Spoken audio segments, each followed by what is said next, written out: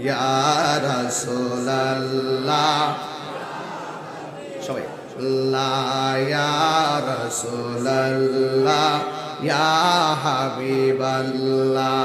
আমার মৌতের নিদান কালে আমার মৌতের থাকিও নবী গো আমার সামনে দেখিব আপনাকে আপন নয়নে দেখি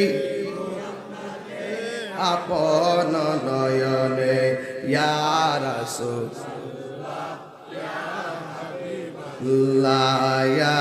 রাসূলুল্লাহ ইয়া হাবিবাল্লাহ শুনিয়াছি হাদিসে